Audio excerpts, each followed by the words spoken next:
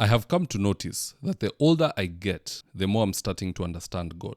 Reason being, when it comes to my house, there are 4 things I absolutely hate and I will not tolerate them even for a second. Number 1 is noise. Number 2 is pets. Number 3 is disorganization. For me, if you're a dirty person, just keep your filth in your bedroom. Don't spew it over into the general area like the living room. And number 4, I hate getting into arguments of any kind with people. Now, here's the interesting thing. It's either God is just like us or we are just like him, because the same way there are things I hate and I will not tolerate in my presence, it is the same way that there are things God hates and he will not tolerate in his presence. Now, here are the 7 things that God clearly outlines that he hates and cannot tolerate. Let's open up Proverbs chapter 6, verse 16 to 19, and I quote. On to Proverbs chapter 6, verse 16 to 19, it says, "There are 7 things that the Lord hates and cannot tolerate: a proud look, a lying tongue, hands that kill innocent people, a mind that thinks up wicked plans, feet that hurry to do off evil, a witness who tells one lie after another, and someone who stirs up trouble among friends." And when I look at number 1, a proud look, pride is the one thing that God has finished people for. If you want God to hate you,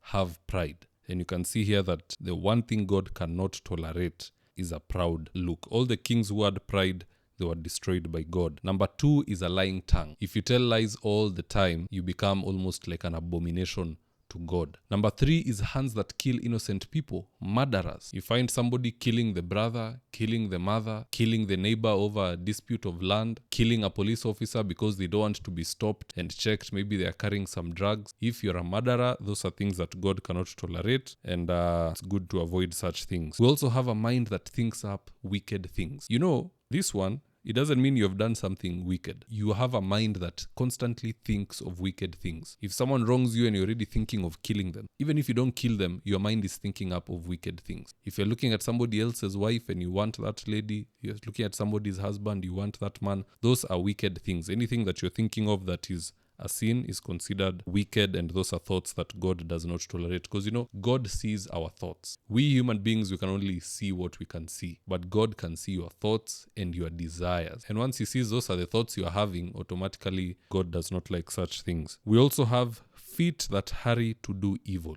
You know, there are people who do evil after being tempted for a long period, after being goaded, eventually they end up falling. Here you are seeing feet that hurry. It means you're in a rush. You've just had somewhere there's alcohol, you have entered an Uber, Bolt, Matatu, or your vehicle. You are there in 2 seconds. You are always rushing towards evil. That element of rushing, it is very much annoying. The other, a witness who tells one lie after another. You can imagine you've been put to the stand. You're testifying against somebody. And it is your testimony that can put them behind bars forever, or it is your testimony that can exonerate them. And you are there lying. It's not just one lie. You can see here, a witness who tells one lie after the other. You find that there's been a robbery somewhere and there's somebody you don't like, and because he's of a lower economic class, you pin it on him. People start beating him, and as they're beating him, you add another salt to injury by saying, and it's not the first time this person has done this. So the mob is actually riled up to kill the guy. So a witness who tells one lie after another, that is someone that the Lord hates. And lastly, someone who stirs up trouble among friends. You can just see that God values friendship. Even it's written that Abraham was God's friend. So friendships for God are very much important. When you as a Christian, you have another friend who is a Christian, or even if they are not, God can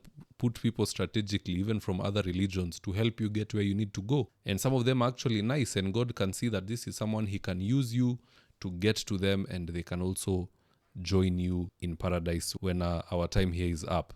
Then you find there's one person who comes in with so much chaos and terminates your friendship. They come and tell this one XYZ, they go tell the other one something else. That friendship crumbles. Those are the types of things that God hates. And like I said earlier, there are things that even you who is watching this video, you hate and cannot tolerate. For me, I will tell you for free, if you're a noisy person, I will just chase you out of my home. I love silence. Noise is if you want to torture me, just use noise. Stay around me constantly talking throughout, or playing loud music or shouting. Those are things that irritate me to the core. Now, that same way, there are things which irritate you. There are things which irritate God. And because God is supreme, he owns the house that we all want to go to. You know, you don't have to come to my house, I don't have to come to yours. The various things that irritate us don't matter.